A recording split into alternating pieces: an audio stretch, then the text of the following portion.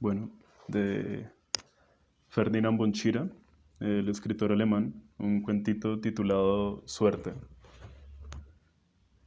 Su cliente llevaba 25 años en política. Mientras se desnudaba le contó cómo se las había arreglado para llegar tan alto. Había pegado carteles, pronunciado discursos en la trastienda de locales pequeños, construido su propio distrito electoral y superado su tercera legislatura como diputado en una posición intermedia en las listas. Dijo que tenía muchos amigos y que incluso estaba al frente de una comisión de investigación. No es que fuera una comisión muy importante, pero él era el presidente. Y ahí estaba frente a ella, en ropa interior. Irina no sabía qué era una comisión de investigación. El hombre, que era grueso, encontraba la habitación demasiado estrecha, sudaba. Aquel día debía hacerlo por la mañana, a las 10 tenía una sesión. La chica le había dicho que no había problema. La cama parecía limpia y ella era guapa. No tendría más de 20 años, pechos bonitos, labios turgentes, por lo menos 1,75 m de estatura, como casi todas las chicas de Europa del Este. Iba muy maquillada. Al gordo eso le gustaba. Sacó 70 euros de su billetera y se sentó en la cama. Había dejado sus cosas cuidadosamente dobladas sobre el respaldo de la silla. Era importante que la raya del pantalón no se arrugara. La chica le quitó los calzoncillos y le apartó hacia arriba la panza. Él no le veía a ella más que el cabello y sabía que iba a necesitar mucho tiempo. Al fin y al cabo, es su trabajo, pensó, y se recostó en la cama. Lo último que el gordo sintió fue una punzada en el pecho. Quiso levantar las manos y decirle a la chica que parara, pero solo fue capaz de gruñir. Irina interpretó los gruñidos como un signo de beneplácito y continuó unos minutos más, hasta que advirtió que el hombre se había quedado mudo. Alzó la mirada, su cliente tenía la cabeza vuelta a un lado, con un reguero de saliva en la almohada y los ojos en blanco, en dirección al techo. Le gritó y, como él seguía sin moverse, fue a la cocina a buscar un vaso de agua y se lo echó en la cara. El hombre no reaccionó. Aún llevaba puestos los calcetines. Estaba muerto. Irina vivía en Berlín desde hacía 1 año y medio. Hubiera preferido quedarse en su país, donde había ido al parvulario y a la escuela, donde vivían su familia y sus amigos, y cuya lengua era su hogar. Allí había trabajado de modista y poseía un piso bonito en el que tenía de todo: muebles, libros, CDs, plantas, álbumes de fotos y un gato blanco y negro que de un día para otro se había instalado en su casa. Tenía toda la vida por delante y la vivía con ilusión. Diseñaba moda femenina. Había cosido ya algunos vestidos e incluso vendido un par. Sus bocetos eran diáfanos y de trazo fino. Soñaba con abrir una pequeña tienda en la calle principal, pero en su país había guerra. Un fin de semana fue a casa de su hermano en el campo. Este se había puesto al frente de la finca paterna y por ello lo habían eximido del ejército. Ella lo convenció para que fueran al pequeño lago que lindaba con la finca. Pasaron un buen rato sentados en el embarcadero, al sol de la tarde. Irina le contó sus planes y le enseñó el cuaderno con sus nuevos diseños. Él se mostró contento y le pasó el brazo por los hombros. Cuando regresaron, en la casa había soldados. Pegaron un tiro al hermano y violaron a Irina. En ese orden. Los soldados eran 4. Uno le escupió en la cara mientras la tenía debajo. La llamó puta y la golpeó en los ojos. Después de esto, Irina dejó de oponer resistencia. Cuando se marcharon, ella permaneció tumbada sobre la mesa de la cocina. Se arrebujó en el mantel rojo y blanco y cerró los ojos. Esperaba que para siempre. A la mañana siguiente volvió al lago. Creyó que le resultaría fácil ahogarse, pero no lo logró. Cuando subió de nuevo a la superficie, abrió la boca y se le llenaron los pulmones de oxígeno. Permaneció en el agua, desnuda. No había más que los árboles de la orilla, el cañaveral y el cielo. Entonces gritó hasta que no pudo más, gritó contra la muerte y la soledad y el dolor. Sabía que iba a sobrevivir, pero también que aquel había dejado de ser su país. Al cabo de una semana enterraron a su hermano. Era una sepultura sencilla, con una cruz de madera. El sacerdote dijo algo sobre la culpa y el perdón, mientras el alcalde clavaba la mirada en el suelo y apretaba los puños. Irina entregó la llave de la finca a los vecinos de al lado. Le regaló el poco ganado que quedaba y todo cuanto había en la casa. Luego cogió la maleta pequeña y el bolso y se marchó a la capital en autobús. No se volvió. Atrás dejaba su álbum de bocetos. Preguntó por la calle y en los bares por pasadores que pudieran llevarla a Alemania. El intermediario fue hábil. Le quitó todo el dinero que tenía. Sabía que ella buscaba seguridad y que estaba dispuesta a pagar por ello. Había muchas como Irina. Era un buen negocio. Irina y las otras partieron en un microbús hacia el oeste. Al cabo de 2 días se detuvieron en un calvero, bajaron del autobús y a pie se adentraron en la noche. El hombre que las guió y las ayudó a cruzar riachuelos y a atravesar una ciénaga era parco en palabras, y cuando ella ya no podía con su alma, les dijo que se encontraban en Alemania. Otro autobús las llevó a Berlín. Se detuvo en algún lugar de las afueras, hacía frío y había niebla. Irina estaba cansada, pero por entonces se creía a salvo. A lo largo de los meses siguientes conoció a otros hombres y mujeres de su país. Le hablaron de Berlín, de sus autoridades y sus leyes. Irina necesitaba dinero. Legalmente no podía trabajar. En realidad ni siquiera podía estar en Alemania. Las mujeres le echaron una mano durante las primeras semanas. Se apostó en la Kurfürstenstraße, aprendió los precios de la felación y del coito. Su cuerpo le resultaba ajeno. Se servía de él como quien usa una herramienta. Quería seguir viviendo, aunque no supiera para qué. Había dejado de sentirse. Él se sentaba todos los días en la acera. Cuando ella se subía a los coches de los hombres, lo veía. Y lo veía cuando volvía a casa por la mañana. Colocaba delante de sí un vaso de plástico en el que la gente echaba dinero de tarde en tarde. Irina se acostumbró a su presencia. Estaba permanentemente allí. Él le sonreía. Y al cabo de unas semanas ella le devolvió la sonrisa. Cuando llegó el invierno, Irina le llevó una manta que había comprado en una tienda de ropa de segunda mano. Él se mostró contento. «Me llamo Caleb», dijo, e hizo que su perro se sentara sobre la manta. Lo envolvió en ella y lo acarició detrás de las orejas, mientras él volvía a cuclillarse sobre un par de periódicos. Caleb llevaba unos pantalones finos y pasaba frío, pero aún así abrigaba al perro. A Irina le tiritaba las piernas y prosiguió rápidamente su camino. Se sentó en un banco a la vuelta de la esquina. Se cogió las rodillas y agachó la cabeza. Tenía 19 años y hacía uno que nadie la abrazaba. Por primera vez desde aquella tarde en su país, lloró. Cuando atropellaron al perro, ella estaba al otro lado de la calle. Vio a Calais correr a cámara lenta por el asfalto e hincarse de rodillas delante del coche. Calais recogió al perro.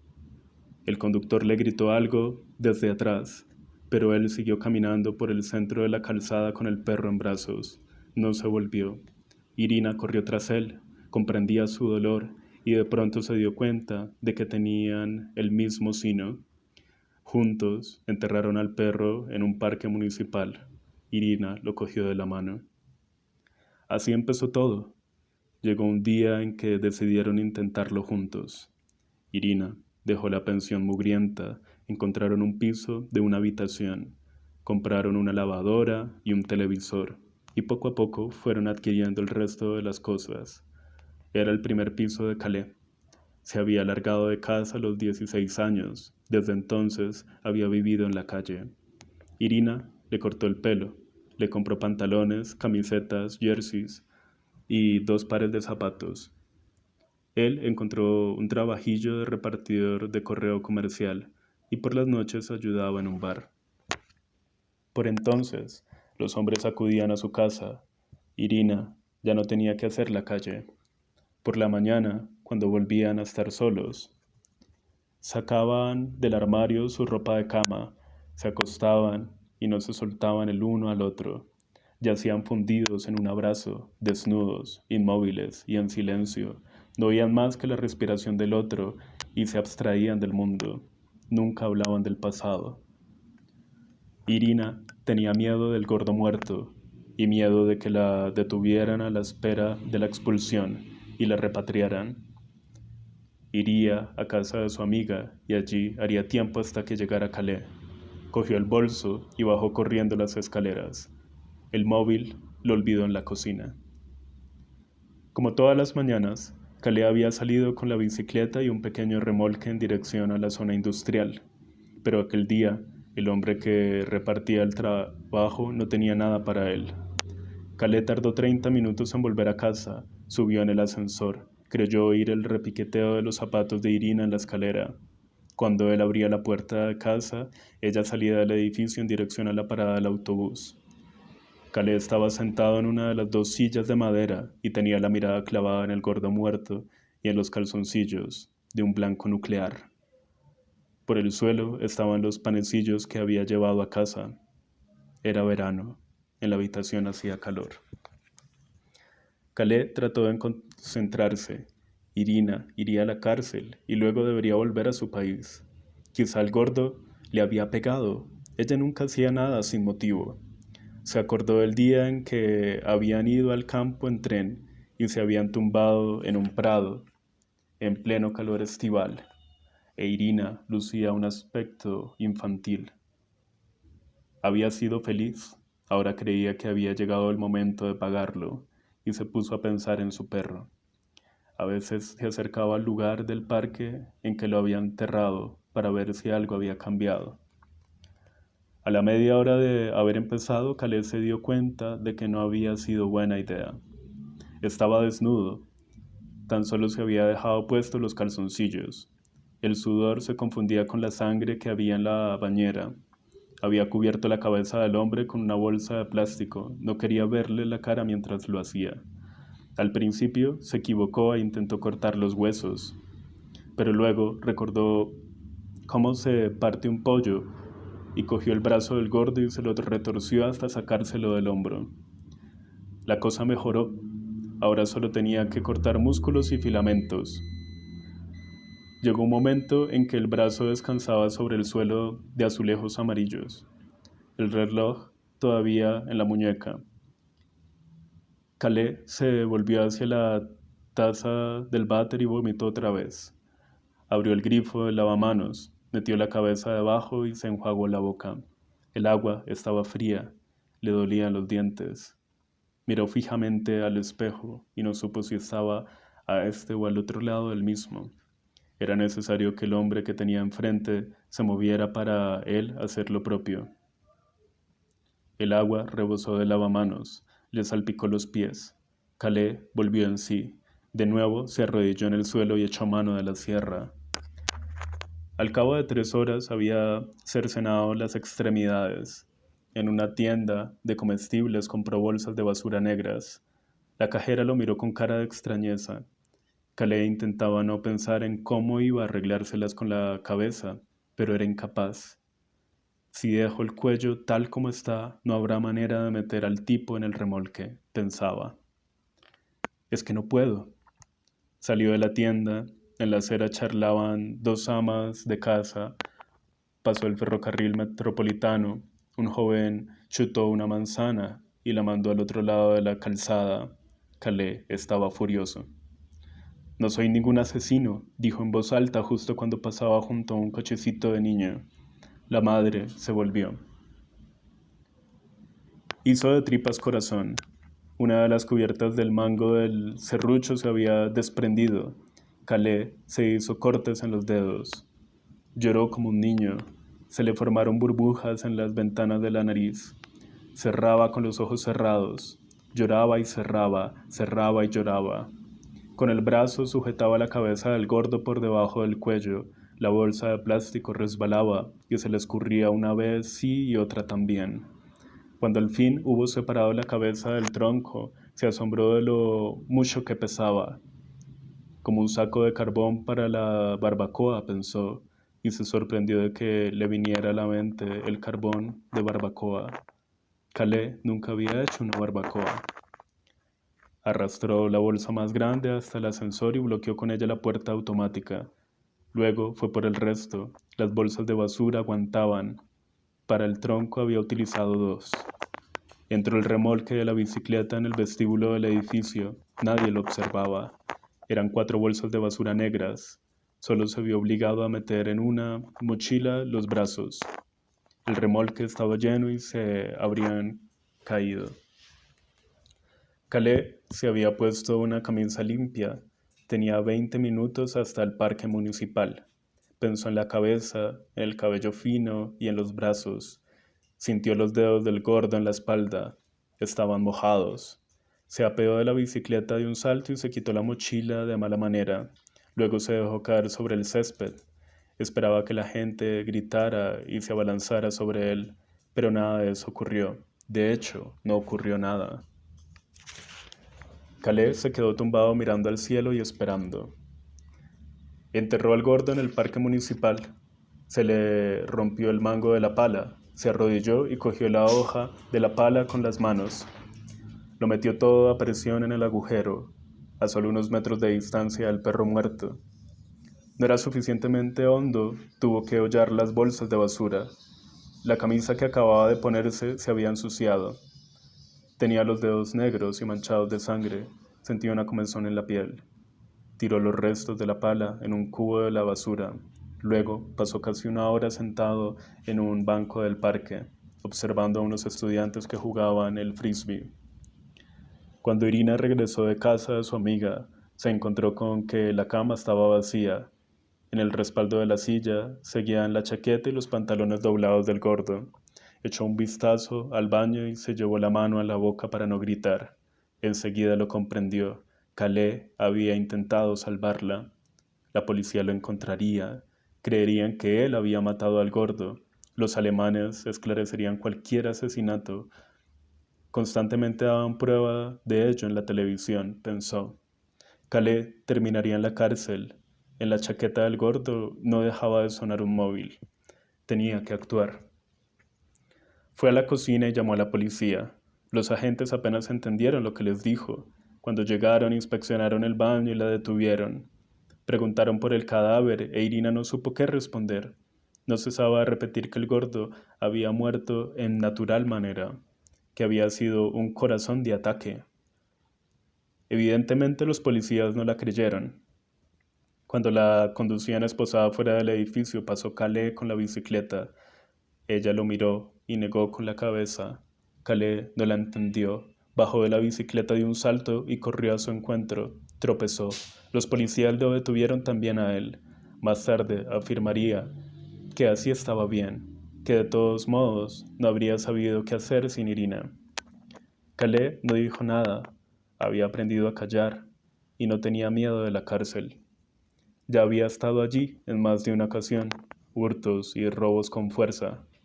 Había oído mi nombre allí y me pidió que asumiera su defensa.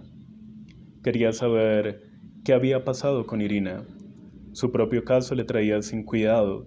Dijo que no tenía dinero, pero que debía ocuparme de su novia. Si Calais hubiera declarado, se habría salvado, pero fue difícil convencerlo. No hacía más que preguntar todo el tiempo si eso no podía perjudicar a Irina. Me agarraba fuerte del brazo, temblaba, decía que no quería cometer ningún error. Lo tranquilicé y le prometí que encontraría un abogado para Irina. Al final accedió. Llevó a la policía hasta el hoyo del parque municipal y estuvo presente cuando exhumaron al gordo y clasificaron las partes del cuerpo. También mostró a los agentes el lugar donde había enterrado a su perro. Fue un malentendido. Desenterraron también el esqueleto del perro y se quedaron mirándolo con aire de interrogación. Los forenses certificaron que todas las heridas se habían producido con posterioridad a la muerte. Analizaron el corazón del gordo, había muerto de un infarto, no había duda. Las sospechas de homicidio quedaron en nada. Finalmente, los cargos se redujeron al hecho de haberlo descuartizado. La fiscalía pensó en acusarlo de un delito de profanación de cadáver.